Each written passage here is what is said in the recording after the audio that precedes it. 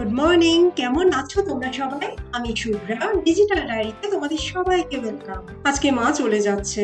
2 মাসের প্রায় কাছাকাছি আমাদের সাথে থাকার পর আজকে মায়ের ফেরার পালা। মনটা খুব খারাপ লাগছে, কিন্তু যেতে তো দিতেই হবে, কিছু করার নেই। শুধু একটাই আফসোস রয়ে গেল এবারে, জানো, মাকে নিয়ে কোথাও ঘুরতে যাওয়া হলো না এবার। অ্যাকচুয়ালি মা এলো মেহার অ্যানুয়াল পরীক্ষার ঠিক 1 মাস আগে। তখন তো মেহার স্কুলে বাড়িতে 2 জায়গাতেই অসম্ভব টাইট স্কেডিউল, যেন বই খাতার সঙ্গে যুদ্ধ চলছে এমন অবস্থা। আর যেহেতু মেহাকে বাড়িতে আমরাই পড়াই, তাই আমাদেরও নিঃশ্বাস ফেলার জো ছিল না। বাবা, তোমার খাবার কিন্তু রেখে গেছি, দই চিড়ে, তুমি কিন্তু সময় মতো খেয়ে নিও। হ্যাঁ, 8:15 বেজে গেছে, এবার আমাদেরও আস্তে আস্তে বেরোতে হবে। স্বামী তো রেডি হয়ে গেছে, তুমিও রেডি না? দেখো, আমিও রেডি। মেহার মা কি সুন্দর সেজে গুজে রেডি হয়ে বসে আছে। আজকে মেহা মাকে কাজ ছাড়াই করছে না। এই লাস্ট 6-7 দিন ধরেই মায়ের সঙ্গে খুব গল্প জমেছিল মেহার। এর আগে 1.5 মাসের উপর যা ব্যস্ত ছিল ও, দিদার সাথে গল্পের মস্তিষ্ক বসানোর সেই সুযোগটাই আর হয়ে ওঠেনি। বাবা, সাবধানে থেকো। মা রেডি।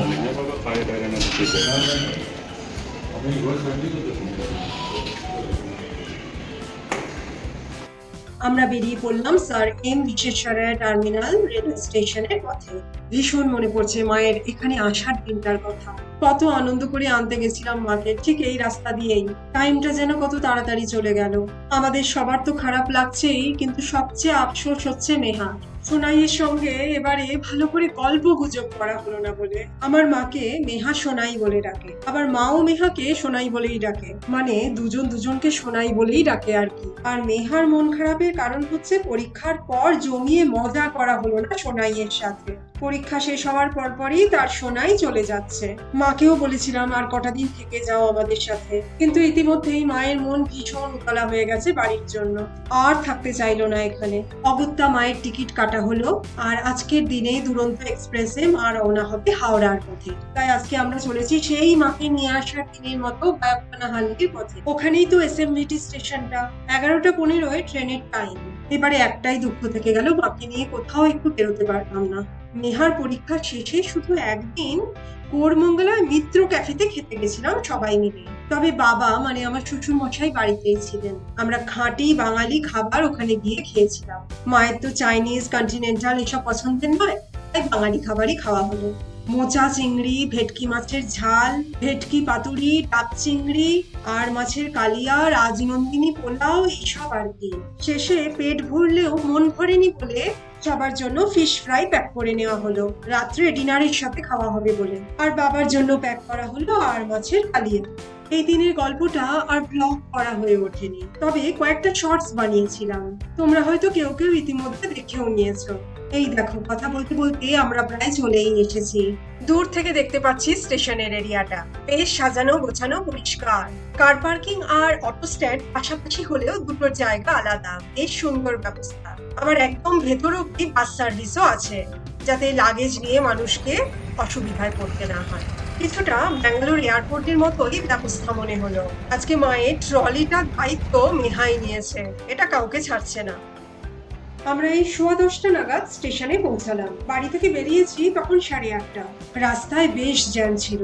অফিস টাইমে বেরিয়েছি, জ্যাম তো হবেই জানা কথা। আর আমাদের ব্যাঙ্গালোরের ট্রাফিকের কথা তো বলে লাভ নেই। আর রাস্তার অবস্থাও দুর্দান্ত, যেন চতুর্দোলায় তুলতে তুলতে স্টেশনে পৌঁছালাম।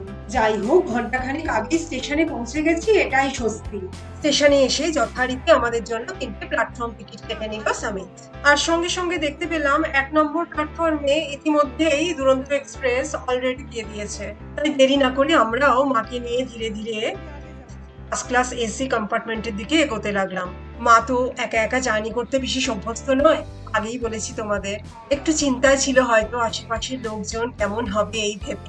তাই আমরাও দেরি না করে মাকে নিয়ে আস্তে আস্তে ট্রেনে উঠলাম, মায়ের চিন্তার মুক্তি ঘটাতে। উঠে দেখি আমরা আসার আগেই মায়ের আর 2জন সহযাত্রী অলরেডি চলে এসেছেন।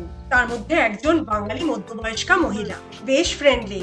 কিছুক্ষণের মধ্যেই আমাদের সবার সাথে ভাব জমিয়ে ফেললেন। সাথে একটা বেশ বড়সড় বেড়াল নিয়ে উঠেছিলেন তিনি। বেড়ালটিকেও দেখালেন আমাদের। এখানে বেশ কয়েকজন যাত্রীকে দেখলাম সাথে পোষা কুকুর, বিড়াল নিয়ে উঠছেন। মায়ের জন্য দুটো মিনারেল ওয়াটারের বোতল নিয়ে নিলাম প্ল্যাটফর্মের ওখান থেকে। যদিও ট্রেনে এনারা তো বারবার জলের বোতল দিতে থাকেন। ট্রেনের মধ্যে এসিটা বেশ বাড়ানো ছিল, খুব ঠান্ডা লাগছিল আমার। মাকে তো শাল নিয়ে বসতে বললাম, আর আমি তো মাঝে মাঝে ট্রেন থেকে নেমে প্ল্যাটফর্মে ঘোরাঘুরি করছিলাম। এক নাগাড়ি বেশিক্ষণ ট্রেনের মধ্যে বসেই থাকতে পারছিলাম না। ভয় হচ্ছিল মাইগ্রেনের ব্যথাটা না স্টার্ট হয়ে যায় যে কোনো সময় এই ঠান্ডায়। মাইগ্রেন যাদের আছে এই এক সমস্যা তাদের, জানো তো। এর মধ্যে ট্রেন ছাড়ার সময়ও হয়ে গেল, ট্রেন ছেড়েও দিল। এই সময়টা ভীষণ কষ্ট হচ্ছিল জানো। ট্রেন আস্তে আস্তে গতি নিচ্ছে আর মাও আমাদের থেকে ধীরে ধীরে দূরে চলে যাচ্ছে। খুব কান্না পাচ্ছিল এই সময়টা। হ্যাঁ হ্যাঁ বাবা, ট্রেন ছেড়ে দিয়েছে, আমরা বেরিয়ে গেছি।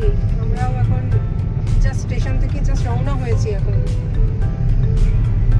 গাড়িতে উঠে পড়েছি এই জাস্ট। হ্যাঁ হ্যাঁ, তোমার সব হ্যাঁ হ্যাঁ টাইমলি ছেড়েছে। তোমার সব ঠিক আছে? তুমি ঠিকঠাক খেয়েছো? আচ্ছা। ট্রেন ছাড়লো, ধীরে ধীরে গতি নিল। কয়েক মুহূর্তের মধ্যে এত বড় ট্রেনটা একটা বিন্দু হয়ে গেল, আর তারপর অদৃশ্য। মায়ের যাত্রাপথ শুরু হলো, মা চললো বাড়ির পথে, আর আমরাও বেরিয়ে পড়লাম স্টেশন থেকে। গাড়িতে বসার সাথে সাথেই বাবার ফোন চলে এলো। বাবার সাথে কথাবার্তা বলার পর আমরাও ডিসাইড করলাম বাইরে কোথাও থেকে লাঞ্চ করে তারপর বাড়ি ফিরবো। হালকা পাতলা সাউথ ইন্ডিয়ান থালি। বাইরে বেশ গরম, কাঠফাটা রোদ যাকে বলে। এই অবস্থায় অল্প তেল মশলার খাবার খাওয়াই ভালো হবে মনে করে এই ডিসিশন নেওয়া। তাই আমরা এখন চললাম এই জেসার লেআউটের দিকে। ওখানেই একটা রেস্টুরেন্ট আছে, নাম এমটিআর। পুরনো আর অথেন্টিক বেঙ্গালুরু খাবারের জন্য ফেমাস। আজকের এই মন কেমন করা দিনে মনটা ভালো করার জন্যই এই বাইরে খাবার প্ল্যানটা। আর আরো কিছুটা সময় বাইরে কাটানো যাবে, ব্যস্ত রাস্তা, ব্যস্ত মানুষ, ব্যস্ত শহর দেখতে দেখতে। মনটা যেমন ভীষণ খালি খালি লাগছে, বাড়িটাও তো ভীষণ ফাঁকা লাগবে। তাই যতটা দেরিতে বাড়ি ফেরা যায় আর কি।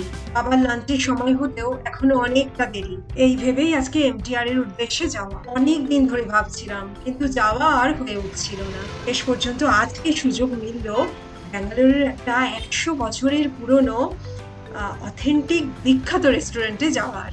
দেখো, কথা বলতে বলতে কিন্তু এসে গেছি আমরা। গাড়ি থেকে নেমেই রোদের তাপটা বোঝা যায়। এই মার্চেই কি গরম পড়ে গেছে ব্যাঙ্গালোরে। পরের 2-3 মাসে কি যে হবে কে জানে। এখানে ঢুকে পরিবেশটা বেশ ভালো লাগলো কিন্তু। ছিমছাম, পরিষ্কার পরিচ্ছন্ন, সাজানো গোছানো পরিবেশ। অত বাহারি রেস্টুরেন্ট নয়, কিন্তু এর আসল ব্যাপারটা হলো পুরনো ঐতিহ্য আর অথেন্টিক ট্র্যাডিশনাল বেঙ্গালুরু ফুড। দেয়ালে ঝোলানো লেখার ছবিগুলো থেকে ঐতিহ্যবাহী পুরনো অনেক কথা জানা যায় এই রেস্টুরেন্টের।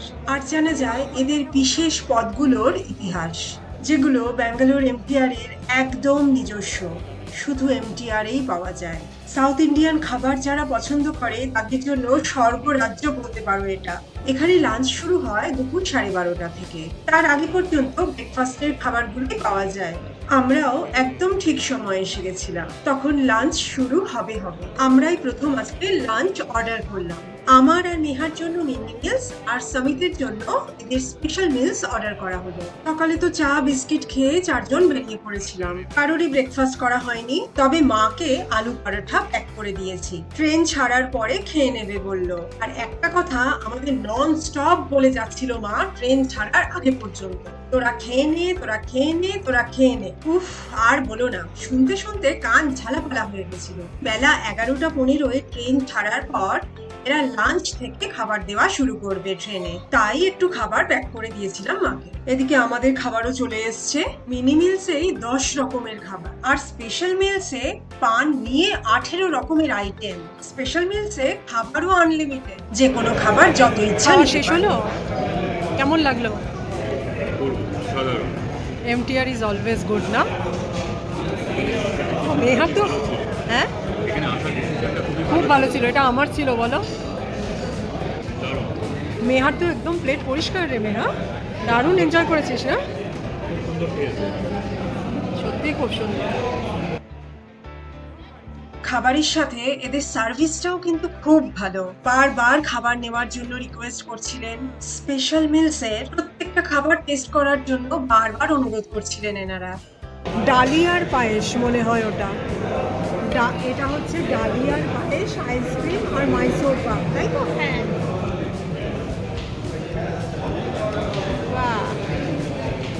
ভাল লাগছে রে নেহা, বল কিছু। ভীষণ তৃপ্তি করে খাবারটা খেলাম আজকে। এখন বাড়ি ফেরার পালা। যতই মন খারাপ আর বাড়িটা ফাঁকা ফাঁকা লাগুক, বাড়ি তো ফিরতেই হবে। বাবা অপেক্ষা করে আছে আমাদের জন্য, আর বাবার লাঞ্চেরও সময় হয়ে যাবে কিছুক্ষণের মধ্যে। বাড়ি গিয়েই তাড়াতাড়ি ভাতটা বসিয়ে দেবো প্রেসার কুকারে। ডাল তরকারি অলরেডি ফ্রিজে রাখা আছে, মাইক্রোওয়েভে গরম করব আর দিয়ে দেবো, বাস। মায়ের জন্য যতই মন কেমন করুক, জীবন তো চলতেই থাকবে। আর তার সাথে দায়িত্ব কর্তব্যগুলো, সেগুলো তো ভুলে গেলে চলবে না। মাকে মিস করতে করতেই আজকের এই মন কেমন করা গল্পের ইতি টানছি। ভালো থেকো তোমরা সবাই, আবার দেখা হবে মন ভালো করা একটা নতুন গল্পে।